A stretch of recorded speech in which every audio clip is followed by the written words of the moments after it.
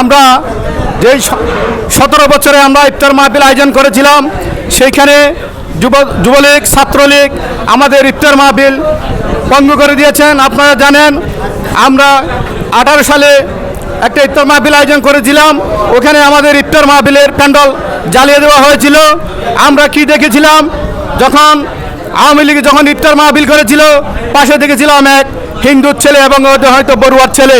আপনারা জানেন মুসলমান, আমরা আজকে মুসলমানের মাস হচ্ছে সিয়াম সাধনার মাস, রমজান মাস। এই রমজান মাসে আমাদেরকে ইফতার করতে দেয় নাই, এই ইফতার করতে দেয় নাই। এই মুসলমানের বরদুয়া এবং গজব শেখ হাসিনার উপর লেগেছে, তাই শেখ হাসিনা ওয়াজেদ পতন হয়েছে এবং বাংলাদেশ থেকে পালিয়ে গিয়েছে। আমি চাই আমরা প্রতি বছর নিয়ে এবছরও আগামী বছরও সবাই আমরা একসাথে ইফতার করতে পারি মতো এবারে আমার সংক্ষিপ্ত বক্তব্য এখানে ইতি কামনা করছি। বাংলাদেশ জিন্দাবাদ, বাংলাদেশ জাতীয়তাবাদী দল জিন্দাবাদ, শহীদ জিয়া অমর হোক, দেশনেত্রী বেগম খালেদা জিয়া জিন্দাবাদ, তারুণ্যের অহংকার তারেক রহমান জিন্দাবাদ। জিন্দাবাদ। সবাইকে ধন্যবাদ।